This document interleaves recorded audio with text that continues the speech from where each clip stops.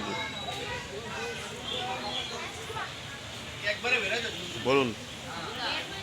আসসালামু আলাইকুম, আমি কায়েস আহমেদ। অ্যাকচুয়ালি আমার ধর্ম হচ্ছে ইসলাম। তো আমি আজ বৌদ্ধদের নিয়ে একটা সিস্টেম চালু সরি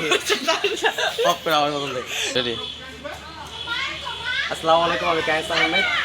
আমি অ্যাকচুয়ালি আমার ধর্ম হচ্ছে ইসলাম ধর্ম। তো আজ আমি বৌদ্ধদের নিয়ে কিছু একটা আলোচনা করার চেষ্টা করবো। তো আমি বৌদ্ধদের সম্বন্ধে কোনো আমার ধারণা নেই, কোনো এক্সপেরিমেন্ট নেই।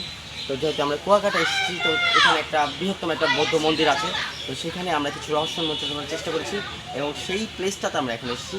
তো আসলে আমি আপনাদের দেখিয়ে দিই। প্রথমে এই মন্দিরটাকে আপনাদেরকে দেখাবো। ওর নাম হচ্ছে গৌতম বৌদ্ধ। গৌতম বৌদ্ধ ওনার পিতার নাম হচ্ছে সংশোধন রাজা, মাতা মহমা, দেহের উচ্চতা 12 হস্ত আঙ্কুর। এই ধরনের কোনো আমার কিছু বোঝা নেই, জানাও নেই। তো যাই হোক, এখানে যখন আসলাম তখন এই জিনিসটা মানে আমার কাছে মনে হচ্ছে ওনাদের মেন ছিল। তো তাদেরকে নিয়েই তার মানে বৌদ্ধ ধর্মের আর কি রহস্যের মতো আসে।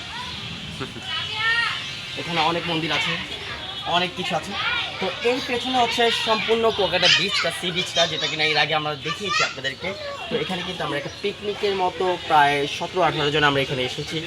তো প্রথমেই আমরা কথা বলে একটা ভাইয়ের সাথে, যিনি কিনা তার ফ্যামিলি নিয়ে এখানে এসেছে। তার সাথে কথা বলবো। ভাই শুনুন, ভাইয়ের নাম কি? ভাই আমি সাদ্দাম। ভাইয়ের নাম সাদ্দাম। ভাইয়া তো ঢাকা থেকে এসেছে। তো তিনি তার ফ্যামিলি নিয়ে এসেছে। তো আপনার এই বৌদ্ধ মন্দির কেমন লাগছে? মানে এইটা আমি প্রকাশ করতে পারবো না, আমার কাছে খুব ভালো লাগছে।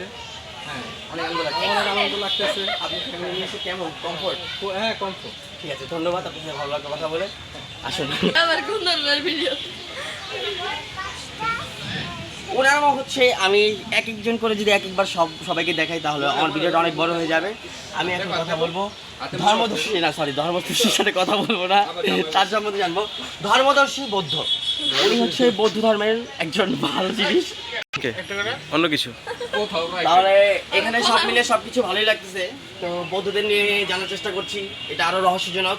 তো আমরা একজন, আরে ভাই রহস্যের কথা বাদ দেন, গ্লাস কে লেগে রাখছে খালি গ্লাস, বিয়ার টিয়ার দিল না কে? বিয়ার শ্যাম্পেন আপনার তো মাইক হবে। আপনি তো খাঁটি মুসলমান, তাই না? তাই বৌদ্ধ মন্দিরে যে বৌদ্ধদের ধর্ম এগুলো গ্রন্থগুলো দেখতে আসেন, মন্দিরগুলো আপনার কাছে কেমন লাগছে? ফালতু পুরো গেছে, ভালো লাগতেছে না? তারপরে পুশ কর।